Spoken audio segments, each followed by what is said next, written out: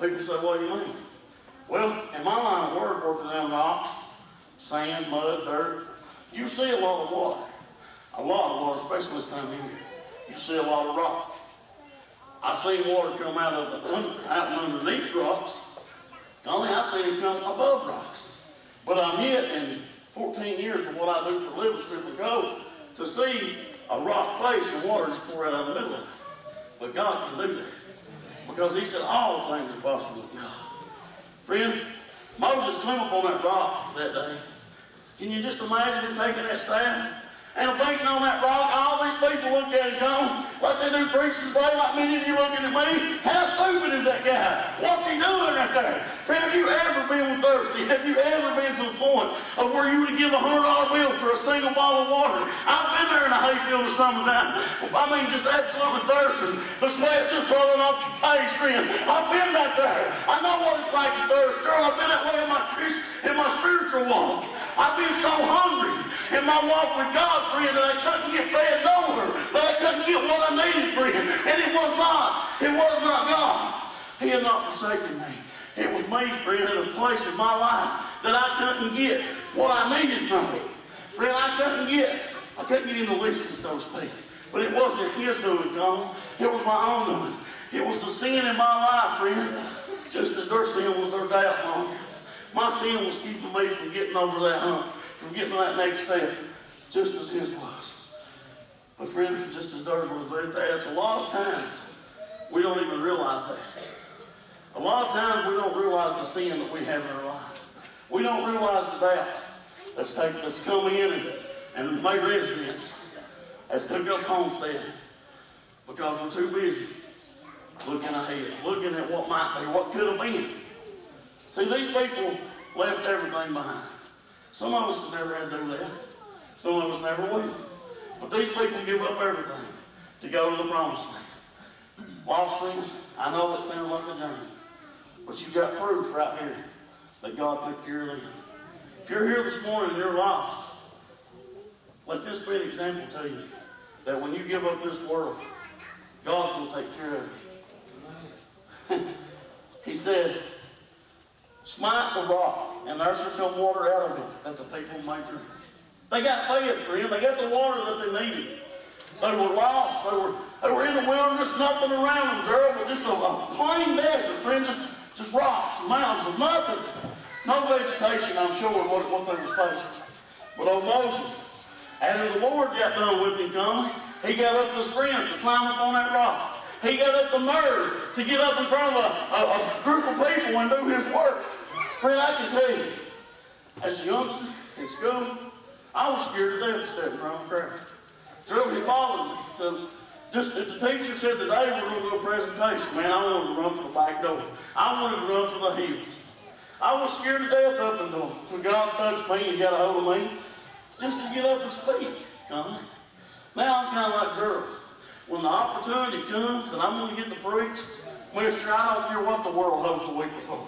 I got a set of praying knees, and if I have to pray the whole night before to get myself where I need to be, I'm going to do it, friend. Because I'm telling you right now, he told me, I will never leave you. And I believe that, Gerald, without a shadow of a doubt. I believe that he's with me at the time I go to bed, at the time I get up in the morning. I believe that he is with me. I believe as I travel through this world and I see all the lost things around, I believe he's going to deliver me, friend. I believe he's going to send me right through those streets of gold. He's going to bless me with an abundant life. Friend, I believe that. I believe that. Because it's him. And it's not me. It's him. He planted that seed, just as he did in me and many of you. But it's up to you to what you do with that seed. It's up to you to have the doubt or to have the ability, the guts, the glory, whatever you want to call it, to get up and go and get on that altar and pray without ceasing as you see things. As you see things. Now, many of us asked for prayer requests this morning. Many of us did. We do all the time. I know I do a lot of times. Many of us kind of got just a little bit of a smidgen of doubt. That won't work for you. That will not work. If you ask God for something, and there's just a hair of doubt in your mind that it's not going to happen, 9 times out of 10, friend, chances are you better not have that doubt. You better be banking on the fact that what you get down here and pray for is already happening. Feels that it's already going to make it. Just like Gerald was talking about the other day when he was talking about the church that's coming, Connie, after I'm 92. Friend, if any of us have doubt that that's ever going to happen, get this altar and pray about it. If the lost person sitting next to you or at home, wherever they're at, if you think in the back of your mind that they can't be saved, that they went too far, you're wrong. I'm telling you. There is no word you can go that God cannot reach that big long arm out and get you. I don't care how much sin you're living in, how many pills you've snorted, how many needles you got in your arm, how far Memphis took you. I don't care about none of that, friend. I know that He can deliver you. I know that He will. But it's up to you to call out on Him. Call out on the King of Kings, the Lord of Lords. Pray into Him, friend. Ask Him to take over. Ask Him as Moses did. Say, Lord, Lord, they're fixing to stone me. What do I need to do? Lord, tell me, Lord. Please, God, just show me the way. Friend, He will. That door opens so fast, and if you ain't careful, it'll knock you down. I'm telling you right now, if you will just pray to Him and have confidence in that prayer. Confidence, friend, that's what Christians need today.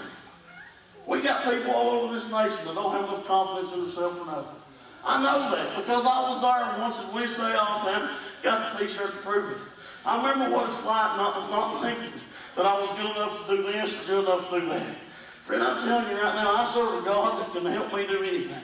He can give me the ability they need to preach a funeral call as you witnessed a week or so back that I was scared to death to do because it was a classmate I went to school with. What am I going to say?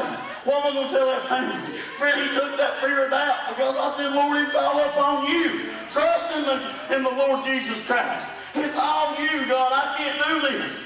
Christian friend, that's what you got to do today. You want to see people saved? You want to see mighty works done? Well, then quit putting on a big show and get on your knees and pray. Get around at the altar. Ask Him in your life. Ask Him. Ask Him to show you the way, just as Moses did. Moses didn't get stoned because we learn to go on. If we go on, we read more and more. Saying He called the name of the place Massah and Meribah because of the chiding of the children of Israel and because they tempted the Lord, saying, is the Lord among us. And I tell you all that to say this. How many of you right now are sitting there tempting the Lord? How many of you have sat there in your lifetime and tempted God? Can you also look back and say, I've never tempted God? Friend, I know I have. Mercy. All them times we went up 92 in a little old hot rod, or coming down 92 with something I shouldn't have been driving fast in, doing something stupid. How many's done that? How many of you have done something just completely stupid? I know I have. More times than I care to remember, Mike. But thanks be to God. Glory be to God, as Gerald would say. Glory be to God. He knew, friend, there was going to be a time that His word needed to go out. He needed me, He needed Gerald, He needed Colin, and others, friend, that would take it out and stand for what God is. And show this world, friend, that there is a way. There's a better way than the pill bottle, friend. There's a better way than looking through a glass box at somebody. There's a better way than turning your life to shambles, friend, for drugs and all that stuff. There's a better way than to have any doubt whatsoever. I always think back on Thomas right there. Friend, old Thomas was a mess when he came. He had everything. He seen Jesus. He walked with Jesus. He talked to Jesus. He ate with Jesus.